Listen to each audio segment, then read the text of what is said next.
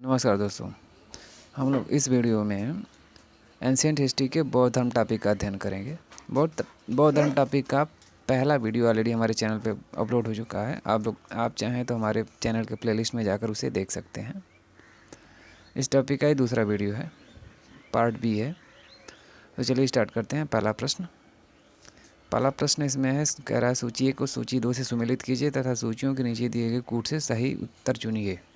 एक तरफ सूची 1 में चिन्ह दिया गया है, दूसरी तरफ अर्थ दिया गया है। चिन्ह में ए है जन्म, बी है प्रथम प्रवचन, सी महाबोधि है और डी त्याग। दूसरे में अर्थ में पहला है बोधि वृक्ष, दूसरा है धर्म चक्र प्रवर्तन, तीसरा है घोड़ा और चौथा है कमल। इसको 3-4 सेकंड में आप सुमेलित कीजिए, उसके बाद इसका आंसर देखते हैं।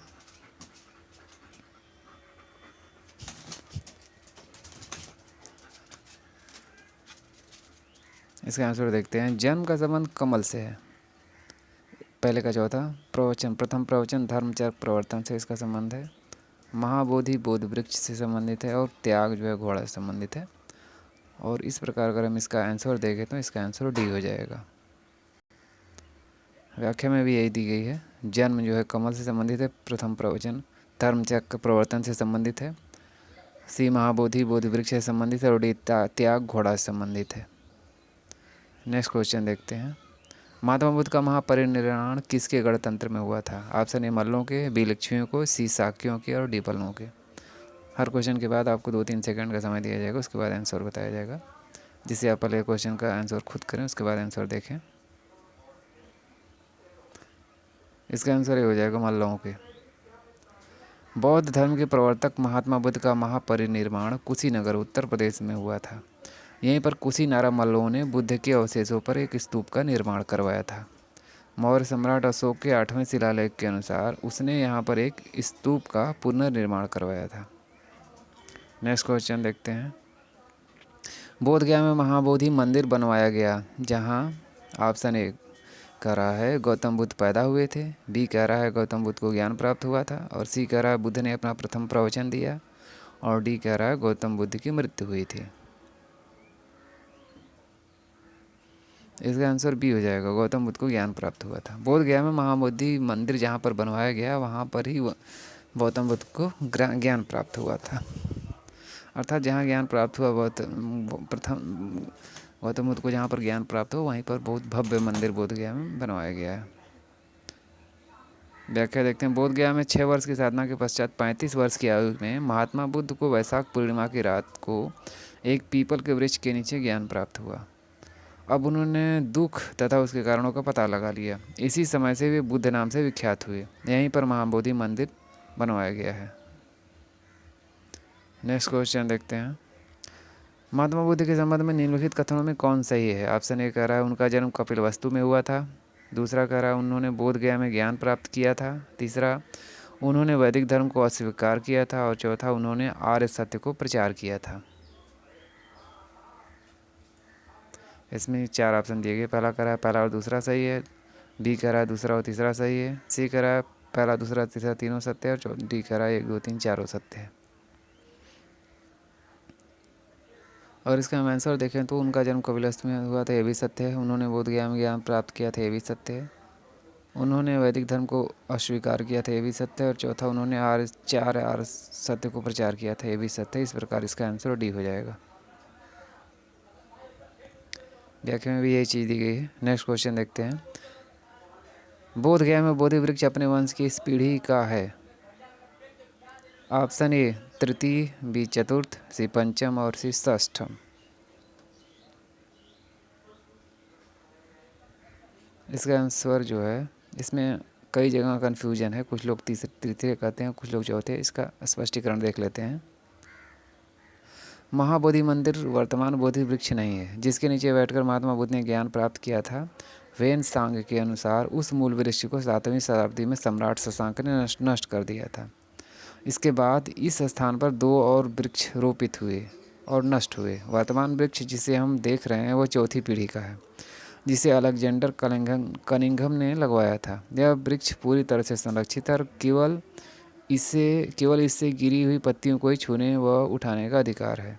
एक अन्य तथ्य के अनुसार यह वृक्ष क्रमशः 2 बार सम्राट अशोक, एक बार पुष्यमित्र शुंग, एक बार पूर्ववर्मा तथा अंत में श्री कनिंघम द्वारा लगवाया गया। अतः यह 6वीं पीढ़ी का वृक्ष है। तथ्यों में विवाद होने के कारण बिहार लोकसेवा आयोग ने इसे हटा दिया। अर्थात बिहार लोक सेवा आयोग में एक क्वेश्चन आया था जिसमें कुछ लोग का मानना है कि ये 6वीं पीढ़ी का है ये वृक्ष, और कुछ लोगों का मानना है 4थी पीढ़ी का है, इसलिए ये विवाद होने के कारण ये प्रश्न हटा दिया गया है।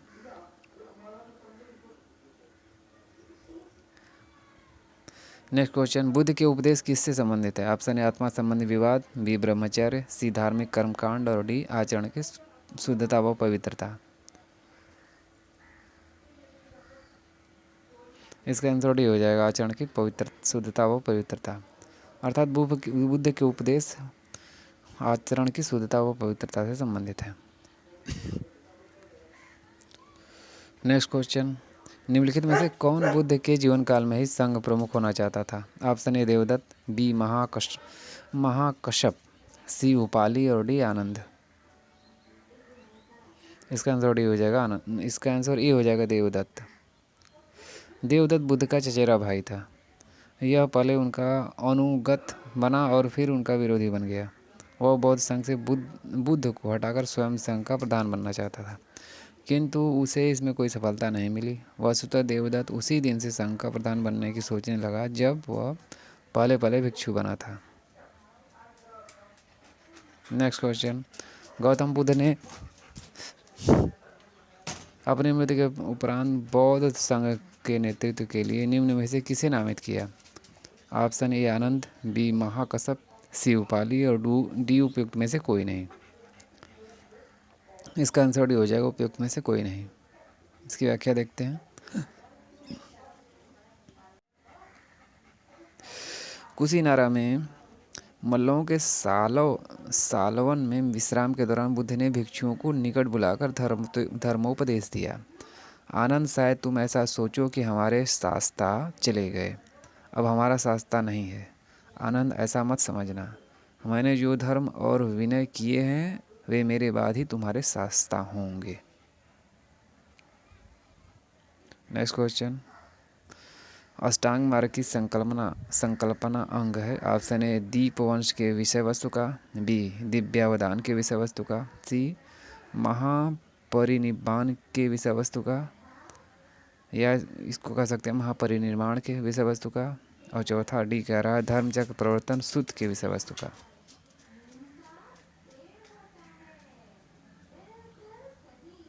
इसका आंसर डी हो जाएगा धर्मचक्र प्रवर्तन सूत्र के विषय वस्तु का। अष्टांगिक मार्ग की संकल्पना धर्मचक्र प्रवर्तन सूत्र के विषय वस्तु का अंग है। व्याख्या देखते हैं। गौतम बुद्ध ने चतुर्थ आर्य सत्य में दुख निरोध का उपाय बताया। इसे दुख निरोध गामिनी प्रतिपदा कहा जाता है। गौतम बुद्ध ने जो 4 आर्य सत्य बताए हैं दुख निरोध का उपाय, उसे ही दुख निरोध गामिनी प्रतिपदा कहा जाता है। इससे मध्यमा प्रतिपदा या मध्यम मार्ग भी कहते हैं। उनकी इस मध्यम प्रतिपदा में 8 सोपान हैं, इसलिए इसे अष्टांगिक मार्ग भी कहते हैं। इसके 8 सोपान हैं। पहला है सम्यक दृष्टि, दूसरा है सम्यक संकल्प, तीसरा सम्यक वाक और चौथा है सम्यक कांत, पांचवा है सम्यक आजीव, छठा है सम्यक व्यायाम, सातवां है सम्यक स्मृति एवं आठवां है सम्यक समाधि। अष्टांगिक मार्ग धर्मचक्र प्रवर्तन सूत्र के विषय वस्तु का अंग है। नेक्स्ट क्वेश्चन, नौ नालंदा महाविहार किसके लिए विख्यात है? ऑप्शन ए ह्वेंग सांग स्मारक के लिए, बी महावीर का जन्म स्थान, सी पाली अनुसंधान संस्थान और डी संग्रहालय। इसका आंसर सी हो जाएगा पाली अनुसंधान संस्थान। नौ नालंदा विहार बौद्ध अध्ययन का आधुनिक केंद्र है, जिसे बिहार सरकार ने 1991 में नालंदा में स्थापित किया था। इस केंद्र में बौद्ध एवं पाली अनुसंधान संस्थान है। यहाँ बड़ी संख्या में श्रीलंका, जापान, कोरिया, तिब्बत, भूटान से पाली एवं बौद्ध अध्ययन पर अनुसंधान हेतु विद्यार्थी आते हैं। नेक्स्ट क्वेश्चन, गौतम बुद्ध के बारे में निम्नलिखित में से क्या सत्य है? ऑप्शन ए वे कर्म में विश्वास करते थे, बी आत्मा का शरीर में परिवर्तन मानते थे, तीसरा है निर्वाण प्राप्ति में विश्वास करते थे। चौथा, ईश्वर की सत्ता में विश्वास करते थे। ऑप्शन ए कह रहा है 1 2 3 तीनों सही हैं, बी कह रहा है 1 2 सही है, सी कह रहा है केवल 1 सही है और डी कह रहा है चारों सत्य हैं।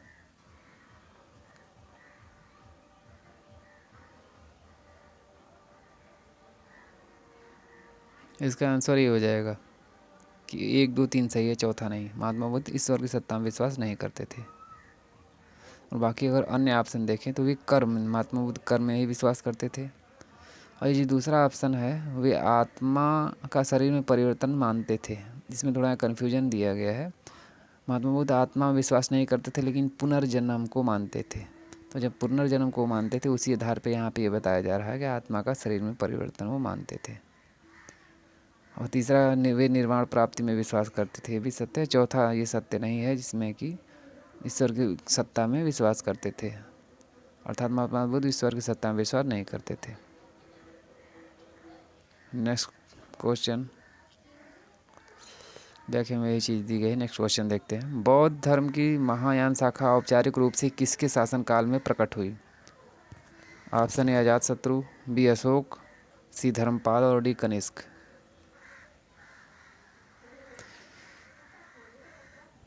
इसका आंसर डी हो जाएगा कनिष्क। अगर हम देखें तो जो बौद्ध संगीति सबसे चौथी अंतिम हुई थी वो कनिष्क के काल में हुई थी, और अंतिम बौद्ध संगीति में ही बौद्ध धर्म जो है हीनयान और महायान शाखा में बट गया था, और ये कनिष्क के काल में हुआ था। व्याख्या देखते हैं।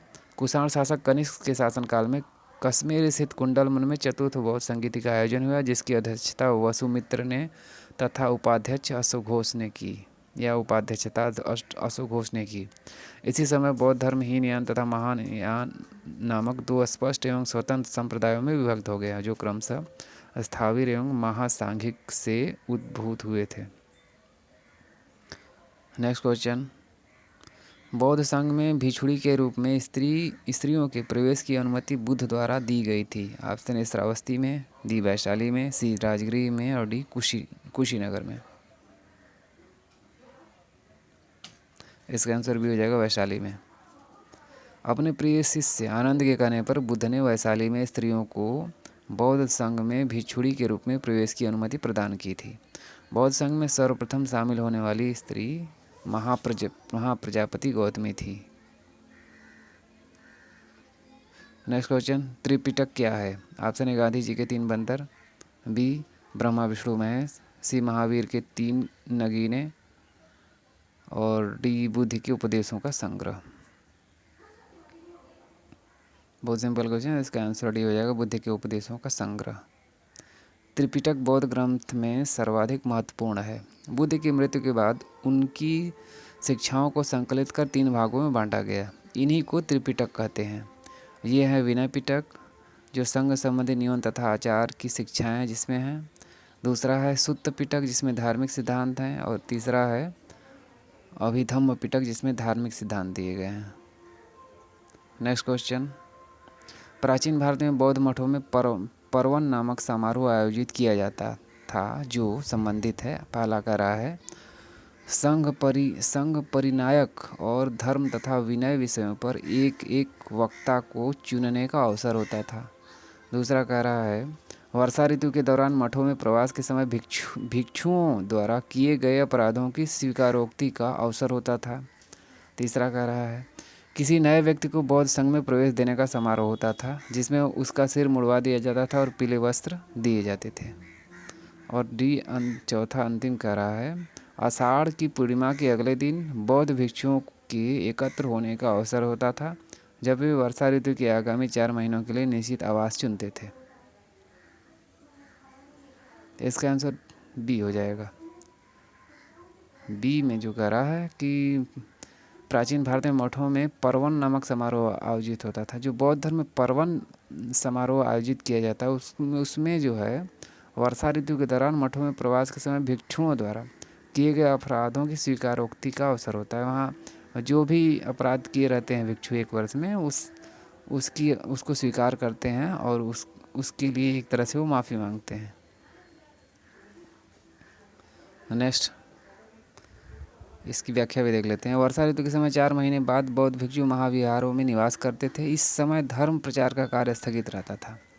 वर्षा ऋतु की समाप्ति पर जब पुनः धर्म प्रचार कार्य प्रारंभ होता था तो बौद्ध भिक्षु पर्वन नामक समारोह का आयोजन करते थे, जिसमें पीछे किए कार्यों पर विचार करते हुए आगे कार्य योजना बनाई जाती थी। इसके अतिरिक्त भिक्षु इस समारोह में अपने द्वारा किए गए अपराधों को स्वीकार करते थे।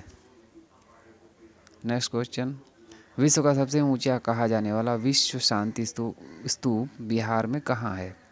Option A Vaishali, B Nalanda, C Rajgir और डी पटना।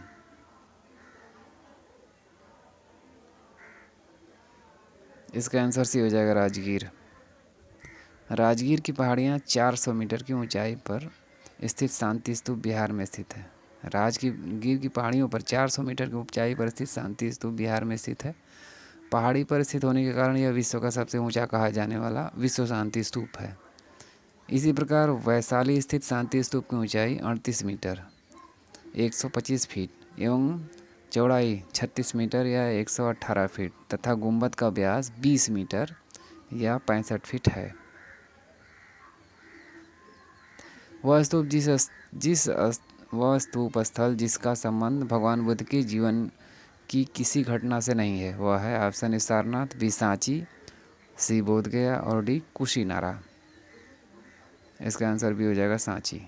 सांची में जो स्तूप बनवाया गया है उसका भगवान बुद्ध के जीवन से कोई संबंध नहीं है।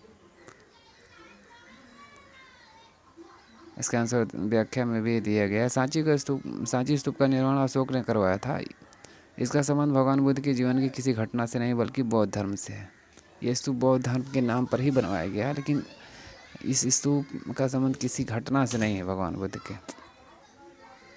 नेक्स्ट क्वेश्चन, संसार अस्थिर और क्षणिक है का नाम का निम्न में से किससे संबंध है? संसार क्षणिक, अस्थिर और क्षणिक है, इसका संबंध किससे है, किस धर्म से है? ऑप्शन ए बौद्ध धर्म, बी जैन, सी गीता और डी वेदांत। सिंपल क्वेश्चन, इसका आंसर ये होगा बौद्ध धर्म। बौद्ध धर्म में ये बताया गया कि संसार अस्थिर और क्षणिक है। व्याख्या देखते हैं।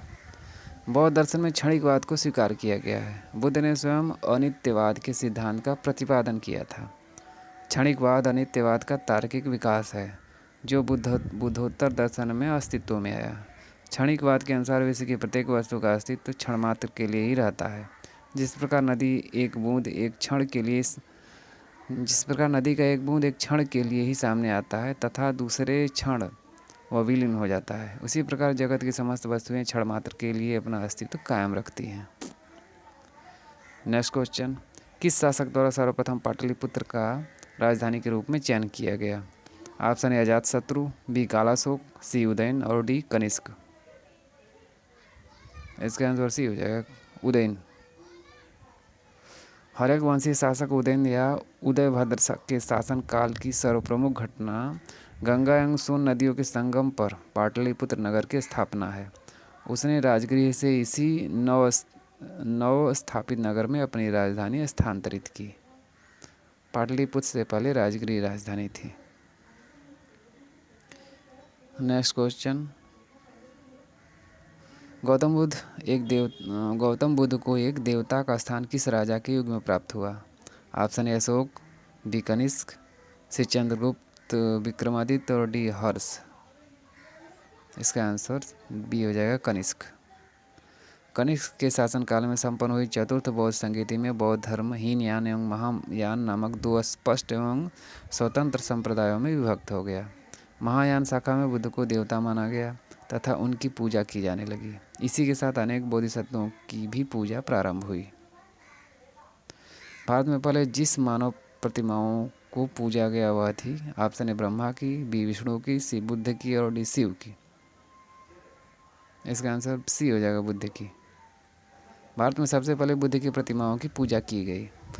बौद्ध धर्म के महायान शाखा के अनुयायियों ने सर्वप्रथम बुद्ध मूर्ति स्थापित करके पूजा प्रारंभ की। नेक्स्ट क्वेश्चन, बुद्ध की खड़ी प्रतिमा निम्न में से किस काल में बनाई गई? ऑप्शन ए गुप्त काल, बी कुषाण काल, सी मौर्य काल और डी गुप्तोत्तर काल। इसका आंसर भी हो जाएगा कुषाण काल।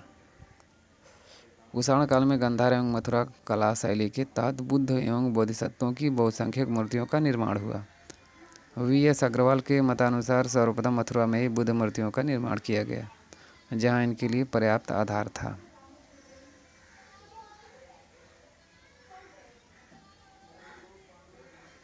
नेक्स्ट क्वेश्चन, निम्नलिखित वक्तव्यों पर विचार करें और नीचे दिए गए कोड से सही उत्तर का चयन करें। कथन ए कह रहा है कुशीनगर मल्ल गणराज्य की राजधानी थी, और बी कह रहा महात्मा बुद्ध का महापरिनिर्वाण कुशीनगर में हुआ था। इसमें कोड में दिया गया है, पहला कह रहा है ए और आर दोनों सही है तथा आर ए की सही व्याख्या है। बी कह रहा है ए और आर दोनों सत्य है परंतु आर ए की सही व्याख्या नहीं है। सी कह रहा है ये सही है परंतु आर गलत है, और डी कह रहा है ये गलत है परंतु आर सही है।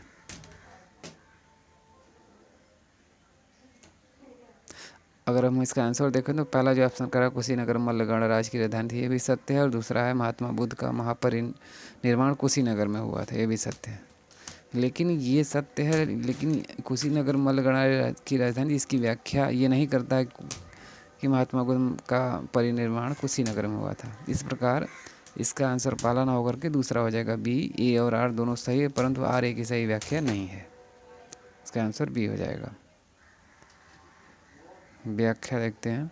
बौद्ध ग्रंथ अंगुत्तर निकाय में वर्णित 16 महाजनपदों में से मल्ल एक महाजनपद था।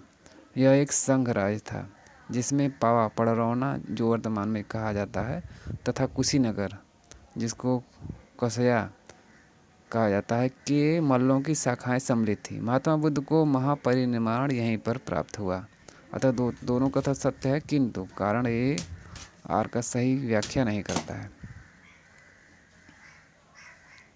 नेक्स्ट क्वेश्चन, ईसापुर 6ठी सदी में विश्व की प्रथम गणतंत्रात्मक व्यवस्था कहाँ थी? Option A Vaishali, B Athens, C Sparta और डी पाटलिपुत्र। इसका आंसर ये हो जाएगा वैशाली। ईसापुर 6ठी सदी में विश्व की प्रथम गणतंत्रात्मक व्यवस्था वैशाली में थी। वसुतः वज्जी के अतिरिक्त वैशाली के लिच्छवी, मिथिला के विदेह तथा कुंडाग्राम के ज्ञात्रिक विशेष रूप से उल्लेखनीय है। संभवतः अन्य 4 राज्य उग्र, भोज, इक्ष्वाकु तथा कौरव थे। नेक्स्ट क्वेश्चन, 16 महाजनपदों की सूची उपलब्ध है। ऑप्शन ए महाभारत में, बी अंगुत्तर निकाय में, सी छंदोग्य उपनिषद में और डी संयुक्त निकाय में। इसका आंसर बी हो जाएगा अंगुत्तर निकाय में। व्याख्या में देखते हैं, यहाँ पे दिया गया है सभी 16 महाजनपदों का नाम दिया गया है। बौद्ध ग्रंथ अंगुत्तर निकाय में 16 महाजनपदों की सूची उपलब्ध है। इस ग्रंथ के अनुसार बुद्ध के उदय के कुछ पूर्व समस्त उत्तरी भारत 16 बड़े राज्यों में विभाजित था। इन्हें 16 महाजनपद या 16 महाजनपद भी कहा जाता है। इनका नाम दिया गया है, पहला है अंग, दूसरा है मगध, तीसरा काशी, चौथा कौशल, पाँचवां वज्जी, छठा वल्ल, सातवां चेदी, आठवां है वज्र, 9वां है कुरु, 10वां पंचाल, 11वां मत्स्य है, 12 सूरसेन, 13 अस्मक है, 14 अवंती है, 15 गांधार और 16 है कंबोज।